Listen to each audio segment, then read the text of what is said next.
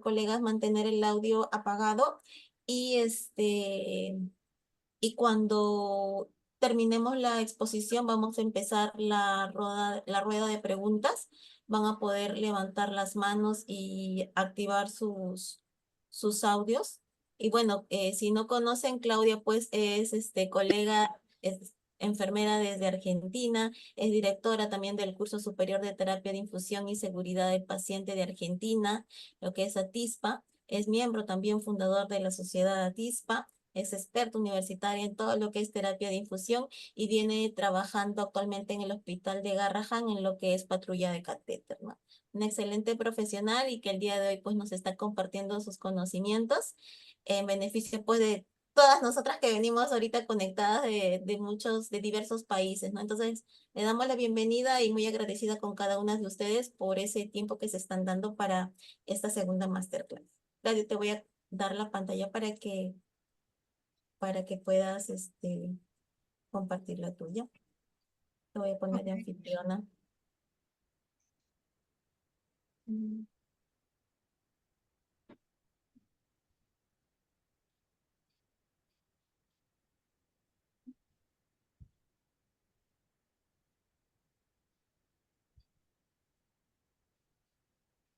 Ahí comparto. Buenas noches a todos. ¿Se escucha bien? Sí, Ah, genial. Bueno, voy a compartir. em,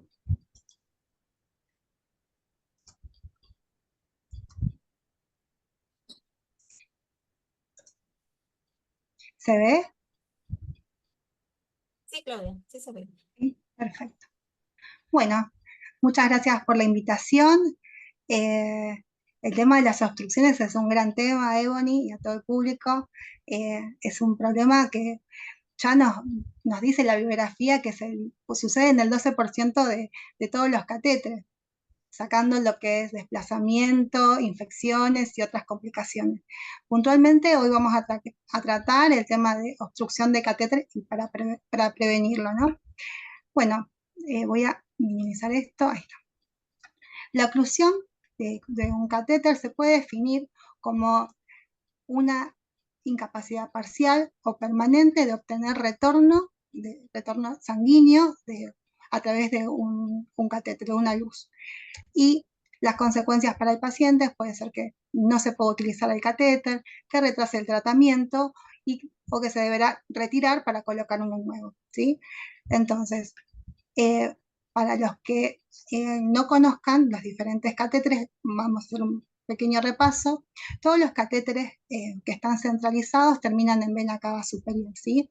Y estos pueden ser monolumen, una sola luz, o pueden tener varias luces, ¿sí? En el caso, acá en la figura, ¿sí? Los cuidados generalmente son los mismos cuando están habilitados, se tienen que realizar la curación cada 7 días, y por ejemplo, si tiene varias ramas, la rama que no se esté utilizando debe estar permeable, ¿sí? Y heparinizada según los protocolos institucionales, ¿sí? O cerrada con solución fisiológica, eso va a depender de cuál sea el protocolo que estén utilizando actualmente. Pero bueno, para tener una noción, los catéteres pueden ser de punta abierta, como este, ¿sí? Y están tabicados en el medio. En el caso de este, son como dos lúmenes pegaditos, o sea que en cada luz se pueden administrar soluciones incompatibles, ¿sí? Esto es al finalizar la punta del catéter. Después tenemos también catéteres que son de punta cerrada, son los que son válvula Grosjean, y acá la medicación que se va a infundir en ese catéter va a ser a través de una válvula que en realidad es como una boquita que se abre y se cierra, que es la válvula Grosjean, que cuando uno infunde se abre esa válvula y cuando deja de infundir se cierra. En estos catéteres en especial nos recomienda que podamos utilizar para el cierre solamente solución fisiológica. Ese sería un catéter de punta cerrada. Después tenemos los que realmente conocemos en todos los países, que es la marca Arrow, ¿sí? En este caso un catéter central, donde puede tener diferentes ramas, ¿sí? Cada una con un diámetro diferente. Y esta, por ejemplo, la distal es la más gruesa, acá no es de 16 que es el grosor, como ustedes conocen los Avocat, ¿sí? Ese grosor de ese Avocat en Couch es, digamos, como análogo, ¿sí? Para que ustedes se den una idea. El proximal mide 18 acá, y acá este sería el más grueso. El distal finaliza acá en la puntita, el medial por acá en el medio y el proximal más arriba, ¿sí? Entonces, en cada uno de ellos, como termina en diferentes zonas de esa punta de catéter, se pueden también colocar soluciones incompatibles, ¿sí? Porque están todas separadas entre sí. Ya diciendo esto, vamos a continuar el repaso de lo que es catéteres. ¿A qué se deben las obstrucciones? Hay diferentes tipos de obstrucciones. Tenemos obstrucción, está con el audio prendido, a ver, ¿se escucha bien?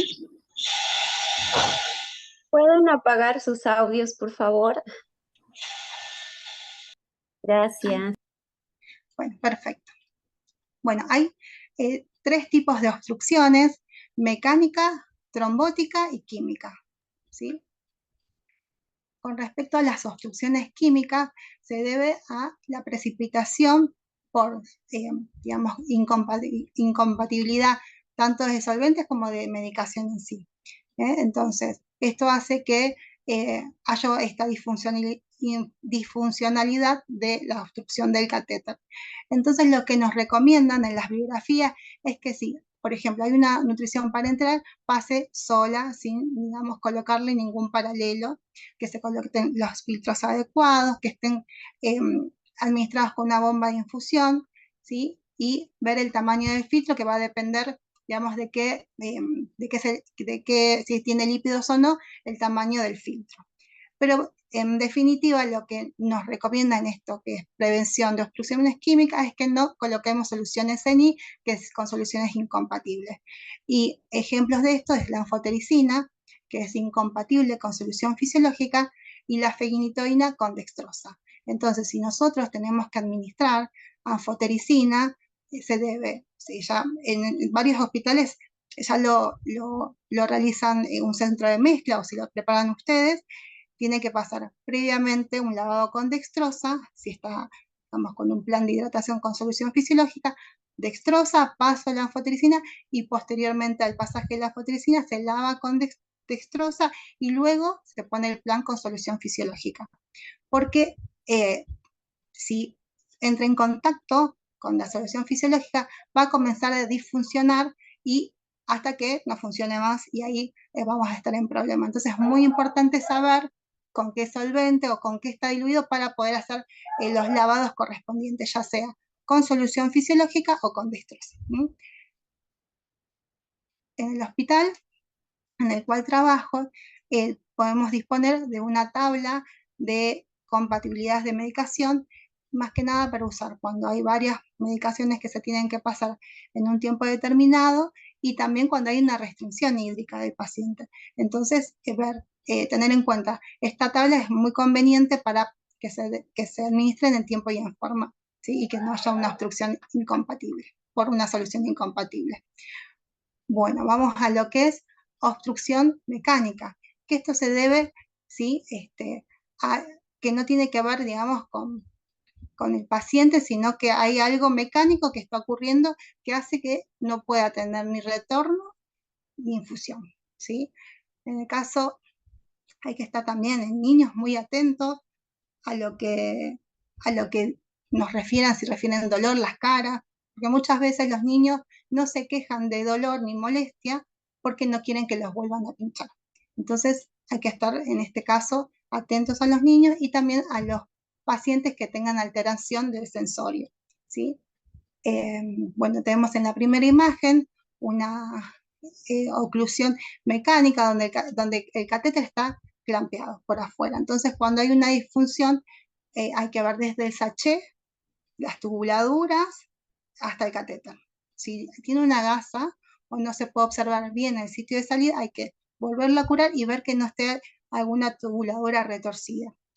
Después también se pueden ver algunas, digamos, catéteres que quedan clinqueados en una parte del trayecto, que eso se puede valorar solamente con placas radiográficas, ¿sí? Lo ideal es que el paciente tenga, digamos, cuando tengamos esta complicación, una placa de control para ver cómo está el recorrido de ese catéter.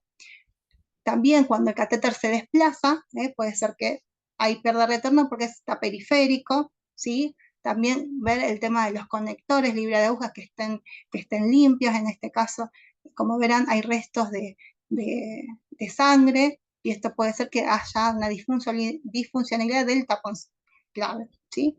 Después en las vías periféricas, bueno, van a encontrar infiltración, y ahí esto que es, digamos, más que nada una complicación de infiltración más de que obstrucción. Pero bueno, para que ustedes vean que hay diferentes modos de ver de dónde viene el origen de esa obstrucción o de esa disfunción que está planteado en este caso como mecánica. A la fotito de abajo es un catéter implantable que también la aguja se fue fuera de la cámara y se infiltró.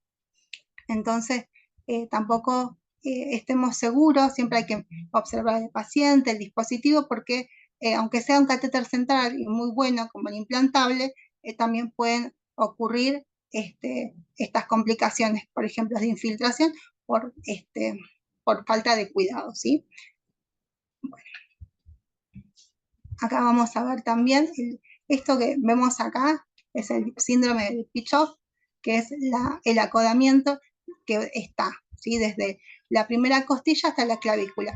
Que a veces cuando el paciente podemos hacer alguna maniobra de, digamos, apertura y cierre, y hace que venga retorno, ¿no? Pero bueno, el tema es que ese movimiento hace que se pueda cortar el catéter en esa zona. Entonces hay que tener atención en estas placas de control cuando esté clinqueado allá a nivel de subclavia, ¿sí?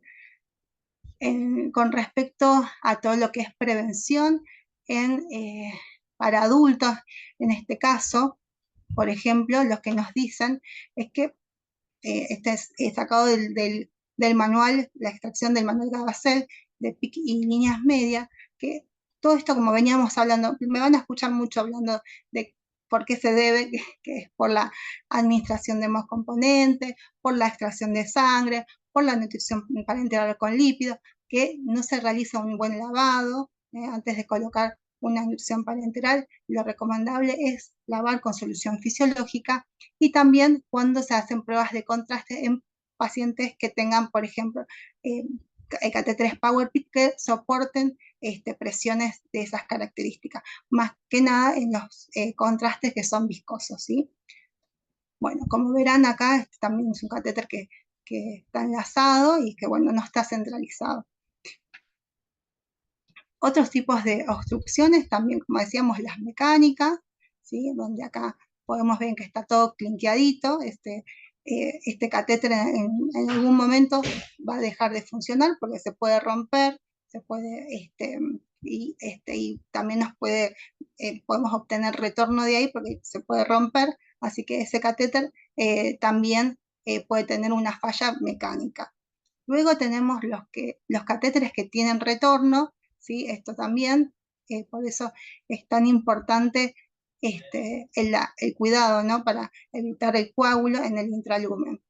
Podemos también tener las vainas fibroblásticas, que a diferencia del coágulo es tejido conectivo, ¿sí? Que esto es una reacción del cuerpo ante el catéter, que es un cuerpo extraño. Entonces puede formar que son dos cosas diferentes. El coágulo lo podemos resolver en el mejor de los casos, cuando se detecta a tiempo, con un fibrinolítico. La vaina de fibrina no, porque es tejido conectivo, ¿sí? Bueno, acá están colocadas estas imágenes de Víctor Moreda, que es un enfermero español conocido de saber dónde bajar. Vamos a continuar. ¿Pueden apagar los micrófonos, por favor? ¿Se escucha? Bueno. Sí se escucha. Jacqueline, ¿puedes apagar tu audio, por favor? No escucha, me parece. Bueno, Bueno, vamos a continuar. Entonces, un catéter permeable es un catéter en el cual yo puedo infundir y obtener retorno, ¿sí? La obstrucción parcial, ¿sí? Que esto significa donde yo infundo, pero no puedo extraer sangre. Y todo lo que venimos viendo, ¿no?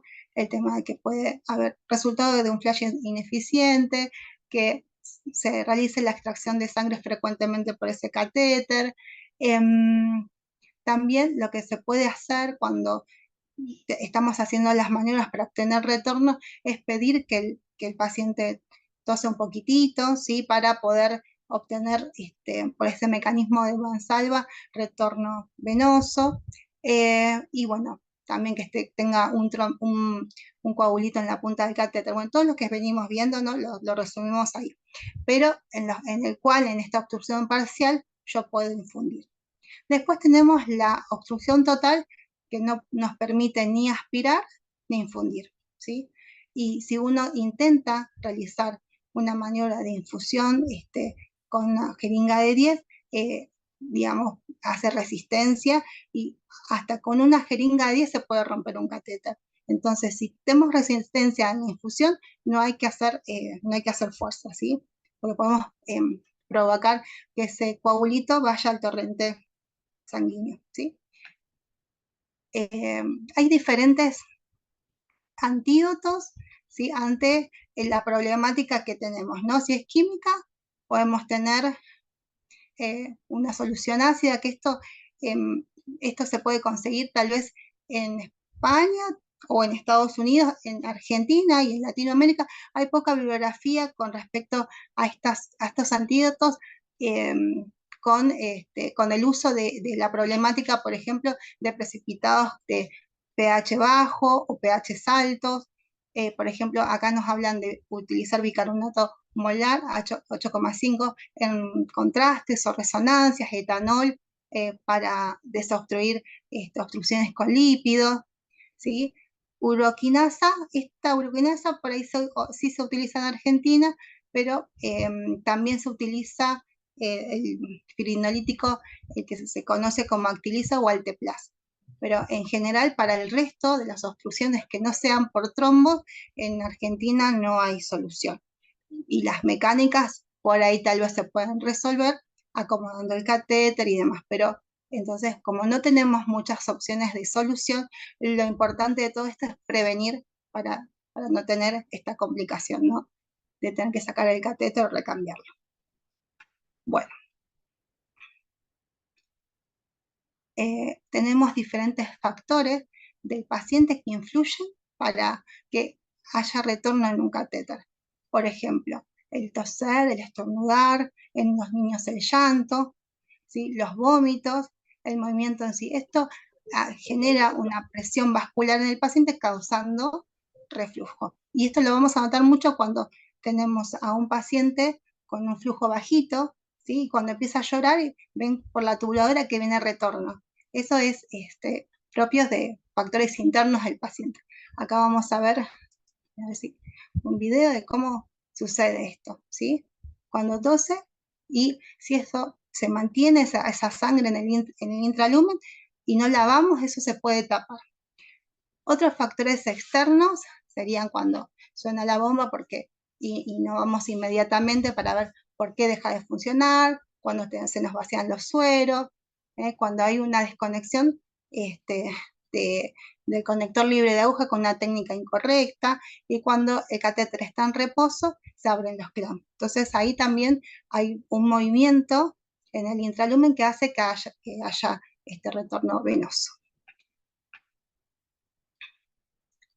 En el hospital en el cual trabajo se realizó una infografía para el uso de este firinolítico Alteplas, conocido como Actilice, para el uso en posibles obstrucciones trombóticas o por coágulos, ¿sí?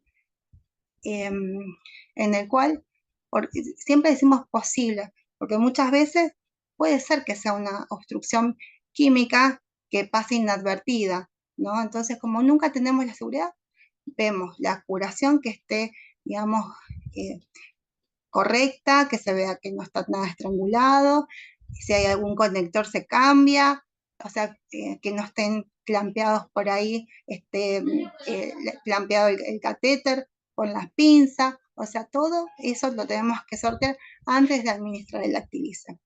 Entonces, se administra de manera, cuando está obstruido, que ya les voy a mostrar cómo es la técnica, Actilice, ¿sí? Y después, como mínimo 30 minutos y como máximo 120 minutos. Y vemos si se restauró el flujo, bárbaro, se usa, y si no, se puede volver a aplicar nuevamente este fibrinolítico, ¿sí? Y a medida que vamos pasando esto, en este caso hasta 3 oportunidades se puede realizar con un tiempo de 120 minutos cada prueba, ¿no? En ese día. También hay que hablar con el médico para, si no tiene una placa, o si la placa fue hace mucho tiempo, ver un control radiográfico de ese catéter y descartar si pasó alguna medicación que realmente fue incompatible, y con el Actilice no lo vamos a solucionar porque es químico, ¿sí? Entonces, lo único que hace el Actilice es diluir el coágulo, pero si es eso, si no es eso, realmente no van a tener un resultado, ¿sí? Para la administración de este fibrinolítico, en el caso de una obstrucción total, ¿sí? Se va a hacer la siguiente técnica. Se usan todos estos materiales, que es gas, alcohol, fibrinolítico, jeringa, llave de 3 vías y compresa estéril. Tenemos acá el ejemplo de un catéter semi-implantable. Lo que hacemos acá es trasvasar el Actilice en una jeringa pequeña, ¿sí? Pero no es porque vamos a hacer una infusión con esa jeringa pequeña, porque sabemos bien que las jeringas pequeñas tienen más presión.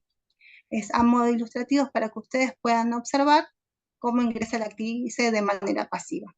En la jeringa pequeña tenemos el Actilice y previo purgamos todo, toda la llave de 3 vías. Limpiamos, hacemos la desinfección de ese conector, y del lumen que está obstruido, y hacemos la maniobra de aspiración, y manteniendo la aspiración, ¿sí?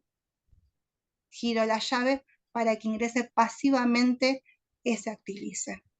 Lo vamos a dejar actuar, ¿sí? Y después vamos a probarlo. Esperamos 30 minutos, la misma técnica, ¿no? Campo, gasas con alcohol, y probamos retorno, y tiene que venir retorno. Entonces ahí, una vez que yo obtengo retorno, lavo y vuelvo a conectar el conector libre de aguja, y lo habilito si es necesario, o lo cierro con técnica de pausa, presión, pausa, y presión positiva con solución fisiológica o con heparina. Eso, solución heparinizada. Esto va a depender de cuál sea, digamos, ahí se escucha algo, está prendido en los audios. Bueno, Lean sus audios, por favor. eso va a depender de... Ivy, ¿puedes apagar tu audio, por favor? Sí. Gracias. Ahí está. Bueno, entonces ahí vamos a conectar el lumen y o cerrarlo, y vamos a dejar registrado y el resultado, ¿sí? De si fue positivo o negativo. Si fue negativo, recuerden que en el algoritmo de mi hospital se puede volver a repetir, ¿sí? Bueno. Recomendaciones para prevención es infundir esto más que nada en adultos, ¿no? De 10 a 20 mililitros con técnica pulsátil, antes o después de alguna administración de solución viscosa como hemocomponentes, lípidos, o cuando se saca sangre, ¿sí? Y con los pacientes pediátricos considerar esto de la restricción hídrica. Por ahí no van a ser 20, van a ser 10, ¿sí? Si son catéteres finitos, por ahí podríamos considerar 5 mililitros, ¿sí? Entonces eso va a depender también del French del catéter. Tenemos que evitar retorno venoso, digamos como preferencia colocar bombas de infusión continua, verificar la compatibilidad de medicamentos y mantener los clamps cerrados cuando el catéter no esté en uso, y educar a la familia para que esos clamps no se abran, o sea, que ellos vean que ese clamp esté cerrado, ¿sí? La técnica de lavado, ¿sí? Tenemos la técnica de push stop push, que es súper famosa, el volumen de 10 a 20, y el régimen, o sea, cuándo vamos a usar la solución fisiológica, antes y después de los medicamentos, ¿sí? La técnica de SAS, salinización, administro lo que tengo de medicación que administrar y vuelvo a salinizar en el caso que sea compatible. Acuérdense que la anfotericina no es compatible con solución fisiológica. Y después también lo mismo ocurre cuando uno utiliza el catéter para la transfusión de un hemocomponente. Salinizo para comprobar la permeabilidad, se pasa la transfusión o se extrae sangre y vuelvo a salinizar nuevamente. ¿Y por qué tenemos que lavar con técnica pulsátil? Para que haya, digamos, una turbulencia en el intralumen y pueda lavar bien todo el catéter. Ahora vamos a ver un pequeño video. Esa es la técnica de presión directa. Y esta es la técnica de pausa, presión, pausa. ¿Se dan cuenta que genera unos golpecitos y eso hace que se limpie bien el intralumen del catéter?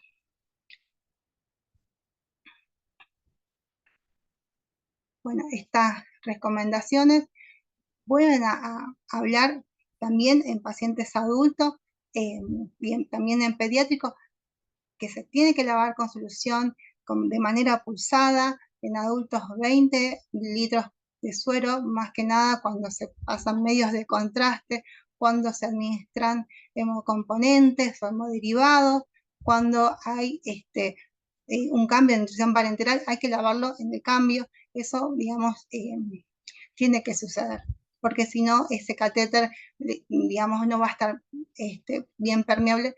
En el caso, por ejemplo, de pacientes crónicos que querramos sacar un retrocultivo, no va a tener, digamos, una buena permeabilidad y no vamos a tener un buen muestreo. Sellar el sistema con solución fisiológica o con solución heparinizada. Evitar, digamos, que el catéter tenga retorno.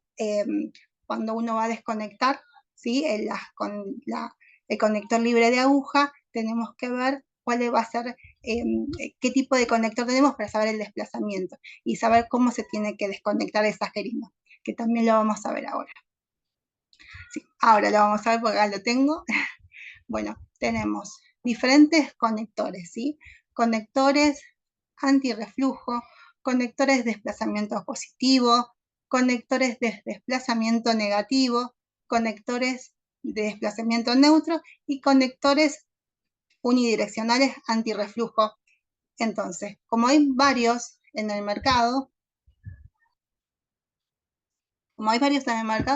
tenemos que saber cuál es la maniobra para desconectar y que la tecnología que utilicemos, ¿no?, sea la adecuada. Por ejemplo, en los conectores libres de aguja con antirreflujos tienen como una valvulita Grosjean, ¿sí? Entonces, que también vamos a ver un videito cortito de eso, se desconecta y no importa el momento del clampeo, ¿sí? Porque se cierra y se abre sola. Con los conectores de desplazamiento positivo, cuando uno desconecta la jeringa de ese conector, hay un desplazamiento positivo, es como que larga en la puntita como una gotita de agua. Entonces, después que desconecto la jeringa, clampeo. Con los conectores de desplazamiento negativo, infundo y mientras infundo, clampeo, ¿sí? Porque si no, vuelve el retorno de sangre en el intralumen. En el desplazamiento neutro, no recomiendan ninguna maniobra en el momento del clampeo, y en los conectores que son unidireccionales, infundo y después clampeo, tiene una válvula que impide el retorno venoso. Esto es muy bueno cuando uno tiene flujos bajos, ¿no? En las bombas de infusión, infunde, pero no permite que vuelva a retorno, por ejemplo, si el paciente llora, cuando es pediátrico, ¿no? Bueno, tenemos acá, con los que decía, cuando uno desconecta, desplazamiento negativo, hay, digamos, si esto estuviera en una vena, hay un retorno de sangre, el catéter que tiene antirreflujo, ¿sí? Se conecta, se limpia el conector previamente al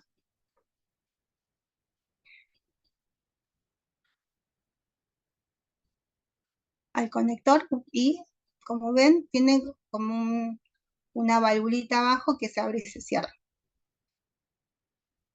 Eso en aspiración, uno puede obtener retorno, y cuando no hay ningún movimiento de la jeringa, se mantiene cerrado, ¿sí? Vamos a ver el otro, el desplazamiento positivo.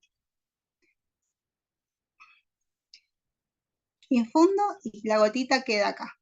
Pero también, una vez que yo desconecto la jeringa, acá se debería clampear el catéter. Vamos a ver, en este caso, qué es el SINA, que es digamos, una estrategia para ver, es un instrumento para ver la evaluación del catéter, ¿sí? Entonces, lo bueno que tiene esto es ir identificando cómo está ese catéter. Entonces tenemos en una parte lo que es inyección, si es fácil, difícil, imposible o si se desconoce, y otra parte de evaluación de la variable, digamos, de la aspiración, ¿no? Por ejemplo, si yo tengo un catéter en el cual tengo una dificultad, digamos, en la infusión, ¿no? Que es imposible, que en menos de 1 mililitro no puedo infundir, y también la habilidad digamos, de la aspiración también es mayor a 3, que puedo hacerlo, es una infusión 3 y una aspiración 0,1. Cuando, por ejemplo, tenemos una inyección imposible y es imposible también aspirar, está acá 3 de 3. Infusión 3 y aspiración 3, ¿sí? Y así vamos a ir evaluando los lúmenes, y vamos dándole digamos, un número, ¿sí? Y ver qué pasa, si esto va de verde digamos, en esta semaforización, de verde a rojo, y ver qué actuaciones tenemos que hacer. Muchas veces, como no se sabe si es química la obstrucción o es trombótica, en general, uno, bueno, cuando lo tiene a mano, ¿no? Tiende a utilizar el Actilice para ver si puede resolver. En el caso de que no dispongan, lo ideal es que ustedes puedan observar que también, ¿no? Qué medicación se está administrando, y si hay alguna medicación que sea incompatible y que se esté administrando, digamos, si no hay un lavado en el medio. Entonces eso puede ser que sea una precipitación o una incompatibilidad química, ¿sí? Bueno, acá tenemos otro ejemplo, ¿sí? Donde la inyección es fácil, ¿sí? INS 1 y la aspiración es imposible. Entonces acá ya tenemos una escala, y acá podemos ir viendo si nos vamos para la área roja o amarilla, o esto va mejorando hacia arriba. Entonces es importante que verifiquemos qué se está administrando en ese catéter para evitar complicaciones. Y bueno, ahí está está el equipo trabajo. Y bueno, muchas gracias por su atención, por quedarse hasta esta hora, así que estoy atenta a lo que me quieran consultar. Es un tema que es largo, ¿sí? Lo quise hacer lo más cortito para que ustedes puedan implementar eh, todas esas estrategias que se dieron en esta clase y bueno, hacerme las consultas porque sé que la obstrucción en los catéteres es algo que lamentablemente sucede seguido. Gracias, Claudia, por la magnífica ponencia. Nos has dado pues los puntos precisos, los puntos claves. Este, y bueno, empezamos con la rueda de preguntas. No sé si alguna de ustedes, colegas, tiene alguna duda, de repente alguna intercurrencia que haya pasado dentro de sus unidades. Y bueno, y con la experiencia de Claudia podemos despejar cualquier duda que ustedes puedan tener. Ah, una colega mencionaba que, por ejemplo, en su unidad no cuentan con lo que mencionaste, Actilice, Ujú, que si en este caso podrían usar heparina. Trabaja ujú, con el área de adultos. ujú. La parina sirve para prevenir el coágulo, digamos. Una vez que está el coágulo formado, la heparina no, digamos, no va a tener ninguna acción. Entonces, eh, no es lo mismo el Actilice, que es un fibrinolítico que deshace el coágulo, y la heparina no cumpliría esa función. ¿Sí? Por Agradece eso, por la... por eso es tan importante la prevención. En Latinoamérica, lamentablemente, también en Argentina, no todos los hospitales tienen fibrinolítico. Sí, Entonces, bueno, mi hospital tenemos muchos catéteres, pero en otros hospitales no hay, porque es una medicación de alto costo. Entonces, no sucede eso. sí, pues lamentablemente en Latinoamérica tenemos esos inconvenientes. En nuestra unidad que trabajamos con área quirúrgica todavía no estamos utilizando el Actilice. Seguimos pues manteniendo con la técnica Flush Stop Flush. Con eso pues no hemos tenido muchos inconvenientes en mi unidad. Sin embargo, pues hay unidades en las que todavía estamos implementando la inserción del catéter percutáneo como en las áreas de pediatría, entonces ahí hay un trabajo arduo para seguir capacitando a las colegas, porque la parte de inserción, como mencionábamos muchas veces, es la parte entre comillas más sencilla. La parte más complicada puede ser la parte del mantenimiento, ¿no? Porque como somos nosotras quienes insertamos cualquier tipo de intercurrencias que también surja relacionado a este catéter, va a ser dirigida, o los ojos van a estar dirigidos hacia nosotras como las enfermeras, ¿no?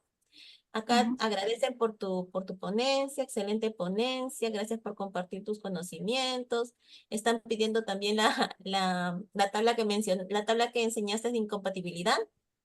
Sí. Saludos de San Rafael de Mendoza. Gracias, dice, por la capacitación, es algo muy importante. Saludos de Argentina. Clara con los temas. Dice, ¿cuándo se utiliza Actilice? Se utiliza Actilice cuando hay sospecha de una obstrucción por coágulos, por trombótica, ¿sí? Eh, en ese caso se utiliza. Siempre es sospecha, porque nunca sabemos, uno va a indagar de qué está pasando, qué pasó, qué se le administró, para saber si realmente va a ser factible utilizar Actilice o si vamos a tener una buena respuesta.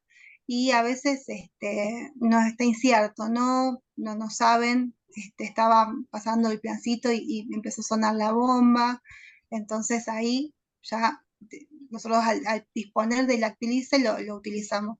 Eh, pero lamentablemente siempre es incierto, siempre es sospecha, ¿no? Pero previamente vemos la última placa de control, vemos que esté bien el catéter esté en condiciones, que no esté retorcido, y si nos da dudas lo volvemos a curar y vemos todo, como les decía, desde el sachet de suero hasta toda la tubuladura, porque a veces también Ella no con sé, se miento. crampeó o se pasó algo que realmente que era eso, o se trabó el, el catéter, que nos ha pasado también, la tubuladura con la cama, cuando bajaron la cama, entonces, bueno, y como hay veces que los prolongadores son muy largos, y bueno, Tenemos que sí. seguirlo, tenemos que ser inspectoras ahí, seguir todos los pasos Sí, sí, sí, sí, para tal ver cual. a qué se puede ver. Dice, en caso de busca de foco infeccioso, se puede enviar, bueno, este es un tema que lo tocamos en la primera masterclass con Cirlia, que nos acompañó también y tocó el tema sobre infecciones relacionadas al catéter, que bueno, seguiremos hablando sobre otros temas, pero también para despejarle un poquito la duda a las colegas, dice, ¿no? En caso de busca de foco de infección, ¿se puede enviar a cultivar la punta del catéter? Si se sospecha del catéter, sí, digamos, pero si tienen, digamos, otros focos, y por ahí es mejor retrocultivar y salvar el catéter. Pero eso va a depender también de cómo esté hemodinámicamente el paciente también, ¿no? Si está muy descompensado y en general retiran y mandan a cultivar. Sí les pueden administrar Actilice, ponele, si tienen algún cultivo de rutina y el catéter es un catéter de larga permanencia y tienen que descartar focos, se puede poner Actilice, dejarlo, obtener retorno y ahí sí poder mandar la muestra para digamos, tener una prueba objetiva que el catéter está bien o no. Si el catéter, digamos, obviamente, da algún germen y bueno, si se puede tratar o se tiene que retirar también. Dice, ¿cómo podemos prevenir la obstrucción de catéteres de 3 lúmenes? En general, cuando tienen catéteres de 3 lúmenes son cuando están en terapia, cuando están, digamos, y se van descomplejizando, ¿no? Y le van sacando los lúmenes. Entonces, recuerden, en los catéteres en PIC, el cervix el cervix se le dice a la permeabilización y al sellado con heparina. Y la curación, ¿no? Se hacen cada 7 días. Entonces, yo tengo un catéter, ¿no? Que está 7 días, digamos, sin uso, ¿sí? Cuento 7 días de la última vez que se usó y pruebo la permeabilidad. Si tiene buen retorno de función, si es necesario, ustedes utilizan sello heparínico, administran sello heparínico y lo hacen con la frecuencia como si lo tuviera intermitente, digamos, como hacen con el PIC intermitente, igual lo hacen con los lúmenes. Ustedes piensen, para que se den una idea, que los catéteres que tienen varias ramas son como catéteres unilumen pegaditos. Entonces, si por las otras ramitas no está pasando suero o no está pasando, no está pasando medicación, se puede obstruir. Entonces hay que lavarlo, sellarlo, en el caso que su protocolo diga sello heparínico, sellarlo y probarlo cada 7 días, o según el protocolo de la institución. En general son 7 días. Dice, cuando habló de la administración de la anfotericina, dice, pero si el paciente tiene algunas alteraciones en la glicemia, ¿qué otro diluyente podría utilizarse? Y eso tienen que hablarlo con el médico tratante porque se diluye con anfotericina.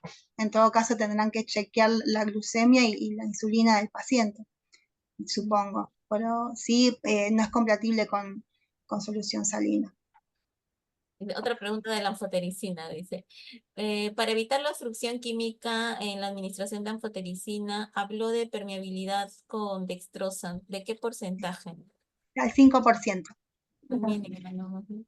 Mandan saludos, excelente ponencia, saludos de Panamá también, saludos de El Salvador, gracias por compartir tus conocimientos. Dice, ¿está contraindicada la administración de sustancia de contraste para radiología? En todo caso, ¿qué cuidado se debe de tener? Sí, el tema, por ejemplo, en este catéter, por ejemplo, a ver si lo ven acá, este es un catéter Arrow, ¿sí? En este catéter no se puede pasar soluciones de contraste, ¿sí? Pero en este catéter que es violetita, es de alto flujo, este sí permite soluciones contrastadas. Y en este caso, generalmente está identificado cuál es el que soporta el de alto flujo, te dice 5 mililitros segundo, ¿sí? El, digamos, en el instructivo de este catéter, lo que te recomienda, previo al uso, es que esté bien permeable con buena infusión, pasa el contraste por el catéter que permite el alto flujo, y después del uso del contraste hay que lavarlo. Tengo que hacer hasta 20 mililitros, porque como la solución es muy espesa, se puede tapar, ¿sí? Pero solamente se pasa a contraste cuando digamos, el proveedor del producto te lo autorice y esté identificado en la rama que se puede usar que es apto para contraste. Acá hay otra pregunta, dice, la recomendación para el lavado del catéter menciona de 10 a 20 mililitros, independientemente del calibre del PIC. En restricción hídrica, ¿con qué se podría permeabilizar? Nos pasa con los pacientes chiquititos, a nosotros también. Hasta 20 con adultos, digamos. Porque cuando mostré las diferentes recomendaciones, muchas se han repetido, pero lo que no, digamos, lo que no se negocia es digamos, como que sea más que el doble del catéter. Generalmente con estos catéteres uno puede purgarlo con 1 mililitro, llega a cubrir todo la luz de este catéter, ¿sí? Entonces, con 5 mililitros en un paciente pediátrico, que esto se personaliza y quedarán 30 centímetros, no largo de 50, con eso te ayuda a lavar. Pero si es un paciente adulto que tiene más largo el catéter y el paciente no está con ninguna restricción hídrica, lo conveniente es lavarlo con 20 de solución fisiológica de manera pulsátil. ¿Cuánto es la dosis del medicamento Actilice por kilogramo de peso? Y si el paciente tiene algún trastorno de coagulación, ¿se continuará utilizando este medicamento? Viene la presentación de 1 miligramo por mililitro, ¿sí? Y la idea es que no pase al torrente sanguíneo, se pasa lo que admita el catéter, ¿sí? Que llega a ser como mucho 1 mililitro, y las dosis son tan bajitas que son inocuas. Pero en pacientes hemos puesto nosotros Actilice en pacientes hemato-oncológicos, que están con plaquetas y con una coagulación que está alterada, pero la idea es que esté dentro del intralumen y que no vaya al torrente sanguíneo. Y no hemos tenido ningún inconveniente. Lo mismo debe pasar con la uroquinasa también, que se utiliza mucho en España, la uroquinasa. Karen de Chachapoyas dice, excelente ponencia, buenas noches, excelente ponencia de Tingo María, Yossi. Gracias por tu ponencia, Claudia. Otra pregunta es, buenas noches, para evitar la obstrucción química, esta ya la respondió, ¿no? Buenas noches, en un CBC en reposo, ¿cada cuánto tiempo se debe heparinizar? Saludos desde El Salvador. Nosotras en el hospital tenemos el PIC, se hepariniza y se cura cada 7 días. Entonces, si el catéter está, digamos, como les decía, en reposo, una luz está funcionando y la otra no, en el hospital donde trabajo, cada 7 días ese lumen probamos permeabilidad y hacemos un sello heparínico, ¿sí? Pero esto va a depender también de si ustedes utilizan heparina en su institución, que en Latinoamérica se sigue usando la solución heparinizada, y cada 7 días, ¿sí? Pero no más que eso, y que los CLAM estén cerrados y comprobar, porque si esto se abre, hay retorno también, ¿no? De sangre, y ahí se obstruye el catéter también. Por eso es tan importante que hagamos participar a la familia para que también observe cómo está ese catéter, ¿no? Cuando también se van a domicilio y demás. Porque a veces que vienen sin clam o con el clam abierto. Y ahí ya ese catéter es más probable que se obstruya o que esté obstruido cuando uno lo quiera acceder a él. Es una de las, sobre todo en otros países de repente donde también pues colocan el catéter percutáneo y reciben tratamiento ambulatorio, domiciliario, ¿no? Ellos de repente ya tienen pues su manejo más establecido, ¿no? En cuanto a la heparinización. Aunque creo que también a los pacientes en los cuales el lumen que se usa es solamente para toma de muestras sanguíneas, ahí sí heparinizan, ¿verdad? Sí, Ahí sí, sí, sí. que es algo que estandarizado, sobre todo en los catéteres de mayor calibre. Acá dice, ¿cómo se hace el sello con heparina? Se hace en una compresa todo estéril, ¿no? Se utiliza 50 unidades por mililitro. Y en los percutáneos con 2 centímetros ya purgás, o en los PIC ya purgás toda la luz del catéter. ¿Sí? Son 50 unidades por mililitro. Muchas bibliografías hablan de lo que es 20 unidades por mililitro, ¿sí? Es muy poquita la cantidad de heparina, cada vez es menos, y también está esta controversia usar solución salina versus solución heparinizada, que hoy por hoy se plantean de que tiene la misma eficacia, y si tiene la misma eficacia, ¿por qué poner solución heparinizada? Entonces, ahí está el debate. En mi hospital todavía se sigue usando la solución heparinizada. Nosotros con los PIC usamos 50 unidades por mililitro, y para los catéteres implantables y SEMO usan 100 unidades por mililitro, son un poquito más. Pero nosotros realmente con calibre de 3, de 3 French, funciona muy bien. Y tenemos justamente varios pacientes que vienen semanalmente y tienen retorno y buena infusión, sin problema. Ningún problema. Bueno, Ujú. no tenemos este, más preguntas, colegas. ¿Alguna de ustedes que tenga alguna duda? Hay que aprovechar que Claudia está aquí Estoy con nosotros. desvelada. Sí, por eso. Pueden prender su micrófono también, ¿no? Noches, por favor, quería consultarle. Le saluda Carlos. Ah, ¿qué A tal, Carlos? un niño que tiene un PIC de 3 French, ¿no? Los niños sabemos muy bien, pues, ¿no? En la edad escolar quieren caminar después de su tratamiento, incluso algunos tienen indicación terapéutica, ¿no? En caso de fibrosis quística, ¿no? Que tienen que movilizarse. Entonces, si pasó ya su medicamento, ¿cuánto tiempo, o sea, es recomendable, ¿no? Que el niño por lo menos debe para evitar la coagulación, ¿no? La obstrucción del catéter? Ese sería uno. Y otro era con respecto cuando una vez obstruye el catéter, o sea, no pasa, ¿no? Por más que permeabilizas con la jeringa de 10, intentas 1 o 2 veces, ¿cuántos intentos se tiene que realizar?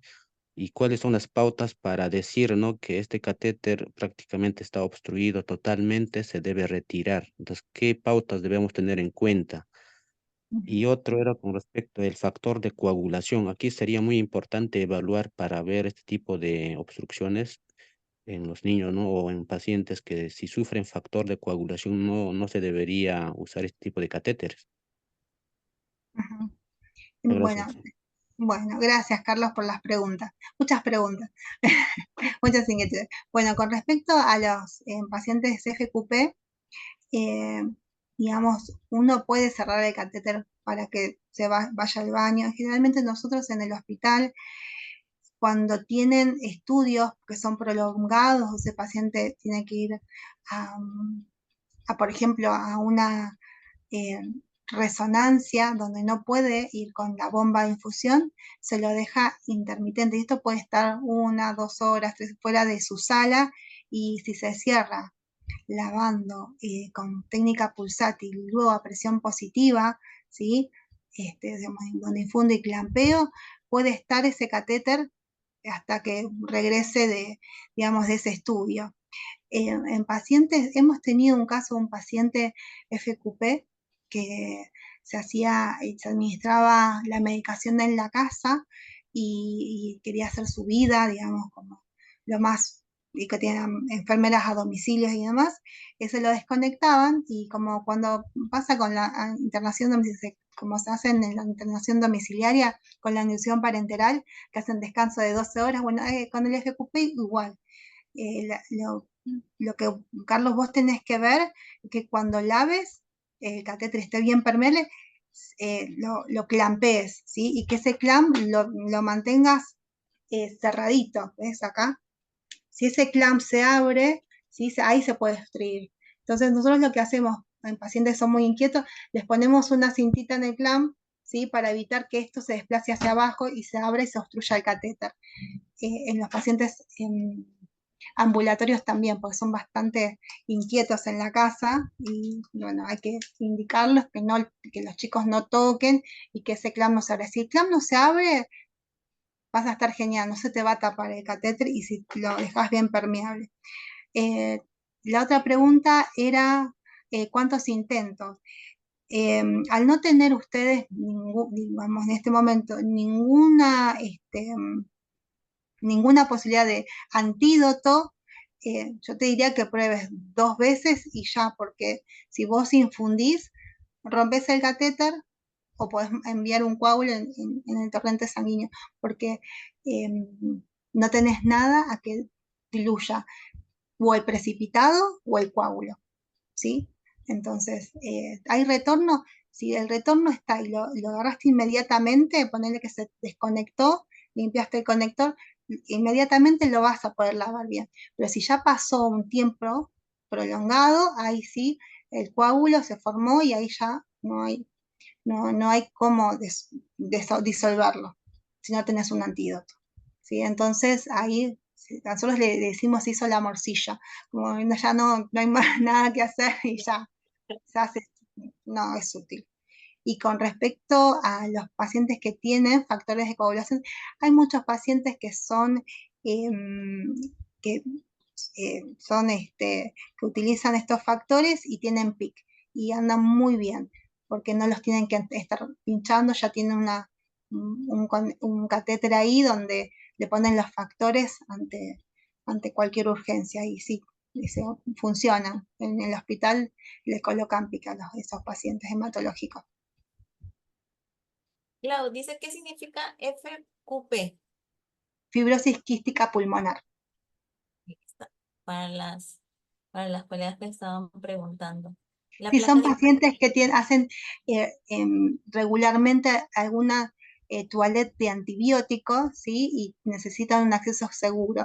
Y como sus internaciones son frecuentes, el capital venoso se va agotando. Por eso, en general, se colocan PIC, ¿sí? Para que sea un acceso seguro. Y aparte también hay medicaciones que son muy irritantes para la vena, como la vancomicina, que sí o sí necesita un catéter que esté en una línea media o centralizado, ¿sí? Porque es muy irritante para la vena periférica. Sí, por favor, porque acá lo importante también es de que nosotros pues sepamos gestionar ese capital venoso para que nuestro paciente pueda tener un adecuado acceso y al final pues no tengamos que recurrir a opciones más drásticas, ¿no? Entonces, si sabemos que nuestros pacientes van a requerir tratamientos mayor de 6 días, que una de las opciones sea nuestro catéter percutáneo. Ustedes también lo usan en los pacientes oncológicos, ¿verdad? Para quimio. Sí, sí, usamos PIC y percutáneo. Ujú. Ujú. Entonces, bueno, Claudia, muchas gracias por la ponencia, colegas, muchas gracias por su tiempo. Quiero presentarles, por favor, parte de como muchos de ustedes saben, ahora en febrero estamos ya dando por inicio nuestro segundo grupo de diplomado de colocación de catéter percutáneo con técnica ecoguiada. Sí se visualiza, ¿verdad? Entonces, como sabemos, el percutáneo pues se ha ido implementando en los inicios en las áreas neonatales, pero sin embargo ahora pues está adquiriendo también mucho más campo en las áreas de pediatría y esperemos también que en las áreas de adulto. En un inicio, pues el catéter percutáneo se insertaba con una técnica a ciegas y sin embargo, pues la tecnología avanza. Entonces ahora estamos insertando el catéter percutáneo a través de la técnica ecográfica, ¿no? O sea, el ecógrafo no es solamente para la parte médica, el ecógrafo también es para la parte de enfermería y no solamente para la inserción de un catéter percutáneo, sino también nos va a ayudar a canalizar pues una vía periférica a catéteres cortos o ya pronto los catéteres Midley que están ingresando, bueno, aquí en Perú ya recién van a comenzar a ingresar. Entonces, este diplomado dura 6 meses. Dentro de la plana docente está Claudia, que ustedes ya pues han podido comprobar el amplio conocimiento que tiene Claudia. Muchas gracias, Claudia, por tu apoyo. Y también en la masterclass anterior estuvo con nosotros Silvia, que también forma parte de la plana docente de este diplomado que estamos abriendo ahora en febrero, ¿no? Donde vamos a tocar diferentes temas desde lo más básico o la parte más importante, que es también sobre que nosotros podamos conocer el ecógrafo y las funciones básicas, los tipos de sondas también, para que nos podamos familiarizar con el ecógrafo y perdamos el miedo. Y luego vamos a tocar temas puntuales sobre el catéter percutáneo, incluido las complicaciones y el mantenimiento. La ventaja que tienen es de que el taller es presencial aquí en Lima. Los grupos que hemos hecho son grupos pequeños, entonces prácticamente van a estar ustedes de la mano del docente.